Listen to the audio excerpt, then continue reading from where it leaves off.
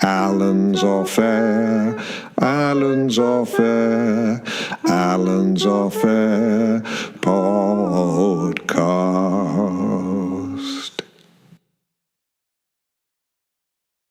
Welcome to a new podcast that I'm calling Alan Off Air, a celebration of my recent retirement from public life while still technically remaining on air and giving you all an insight into what it's like to retire on a generous final salary pension pot.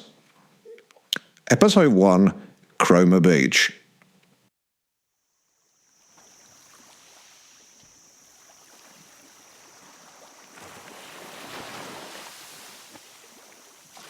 Jewel of the Norfolk coast.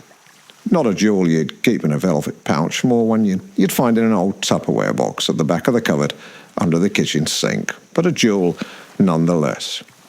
And I'm sitting here on a deck chair that cost me £4 to hire, which is daylight robbery considering it's essentially a striped tea towel stapled to a wooden X. Still, one must invest in comfort as I'm here to relax, to decompress, to commune with the elements. The sea is brown. Not menacingly brown, just disappointingly brown, like weak gravy. You hope for the Mediterranean, you get chicken bisto. Still, it has a certain North Sea honesty about it. No nonsense, no turquoise showboating. Morning. Yeah, I'm just doing a... You paid for that deck chair? I have, yes. I gave you £4 coins about 15 minutes ago. Did you? I'm not a liar. I didn't call you a liar. Well, you did infer it with your question. All right, I believe you. Thanks. Bit annoying, as I did make a point of thanking him for his service when I paid him. I just assumed that given his obvious age, he served in the Second World War, but he then explained he was recovering from chemotherapy, and he was actually only 58, and we laughed about it together. I can't believe he forgot me after just 15 minutes. Here, were you that bloke who joked about my cancer? Yeah, I didn't joke about the cancer. We both had a laugh about the chemotherapy and how it's made you age so badly. All right. Have a good day, then. You too. Now, to my left, constructing what they are boldly calling a sandcastle. It's less a castle, more a 1960s prefab housing estate. The father's shirtless, Eastern European, I believe, revealing a torso the colour of undercooked gammon. And there's a dog nearby, Burrick, I think they called it. And I quickly Googled that, and it means beast, apparently. It's one of those dogs that protects drug lords.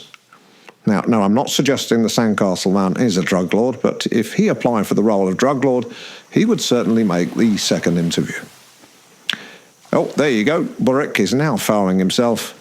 Prowess bunch on the beach, and I would think the chances of the Vladivenko family picking that up are close to zero. Breathe, Alan. You're on holiday. A permanent, beautiful holiday. Now, further along the shore, a couple are eating chips directly from the paper, and this takes me back. My ex-wife Carol and I did the very same thing on our first date. Carol's father has insisted on joining us for the duration of that evening, although this did prove a little difficult when we said goodnight. He did pay for the chips. He was a difficult man, Graham, and there are many believe that his demise to an incurable skin disease was well-deserved. Obviously, I'm not one of that bitter and judgmental group. Overall, we got along. Now, directly in front of me, someone's bought a windbreak. Fair enough, sensible, but they've erected it at such an angle that it's effectively annexed 3 additional square metres of public coastline. Now, that's not wind protection, that's territorial expansion. It's the Crimea of beach accessories. Let's hope our deck chairman is strong enough to deal with that, as opposed to challenging law-abiding people who have valid deck chair receipts.